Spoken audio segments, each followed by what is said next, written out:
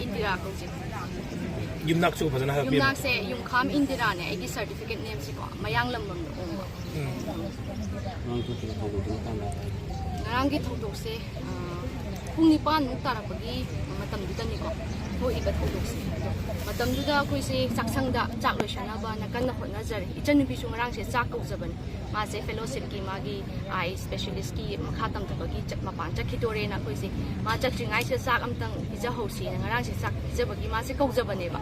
adai to mai gi gari se make night se koi keno si sumang si da khama ga leibane ba tanjadu da angang sing si su adum mapanda sumang da kai da mai su adai imung da di sabani na mapanda hangchit lang boina sanaraga su dum leijabani adai dre ichan nupi gi macha nupi atom bi se koina chak lama mani angang da chak pizero na haibagi angang macha se kausan ba sida sanari ba angang sing su dum manung da changjare e bako tanjado yamna koi kaino oi ba hai tare ko adai du da koi se nakan gi koi gi ichi ma matam du da ma se kon phenga ga leiba kon phenga ba leiba sida mana suman da ke gari mai chae na lawak pa ne ba dai ko chi yeng ba kan sa gari sek ta mai si da wang na cha ga leire ko ji bong gi wakhan du de koi hana khalu de ko sukhang de gari se mai cha lei se koi heat temperature sagalak pa sina oi ba jala manung daga petrol yaw ba jala ba petrol ga leira porak ba jala ga na ko ji khanna ga mai se muthat na ba hana ne ba koi na hotna ri se ade imung du da leiba fire extinguisher pu thok na hone du mai du gi kaino du na heman gi dana fire extinguisher du na ga chatna gi dre ade di ising je kaino da kan dana ko na hotna re adagi laikai gi mayam su changbire laikai gi mayam na su hotna bire chai na potna tawre dai di kon thang da laikai gi mi mayam fire brigade gi mi kaino ga fire service ki ga lak pa kan se moina grenade ama taram me ha se moina hairak pane ba du dagi ani ne ba moina langchalai ba grenade se langchalak ba sida amadi pokhairaga amadi pokhai hogdaba adai du da khangdabani na matam du da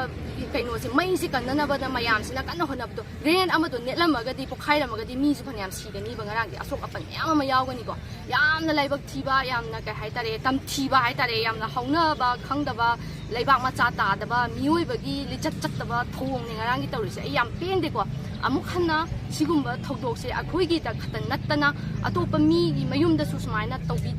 tawbidana ba haijadi ko amuk hanna sigumba thodok se yamna nuai ta thodok se laibak thiba thodok se thoningde ngarang ye pung kya dai dana duga asok apan di yaw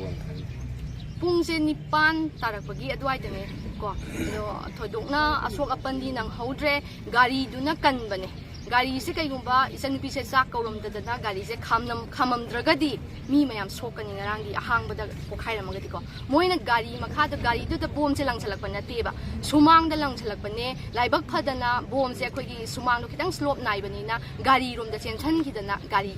gi makha da pokhai rak pa dagi gari sina kan gi bane chanu pi se matam du da gari si gi manak ta lai ba ma se gari du gi manak ta lai bi se ma se makhol ma ta ki mama avocado gi size oi ba pot na makrong chenchalaki haiba mana ko na tamak pani ko adu na ma ka inone na mana yenga pakha gi tawba sida ne ba bom bu khai ra isi ada angang ama thule haiba si moina gate tagi kaino do haipeti ura bane ba adu una su dum moi se dum langchale hai tare ko adu angang se adum so asanu sira sunu haiba gi mawong da bom je ngarang se moina pokhai han bane yamna laibak thi yamna tawhan bom lang le je chingna ba ga di leibra hana demand gum tawba khotpa leibra imung da demand lakpa adagi kaino lakpa di amata leite ko ko imung si amna chamne hinjaba ningonda su kai daba nong ta mi gi phatana ba su khandaba mi gi phatana ba su tawruba kai su leite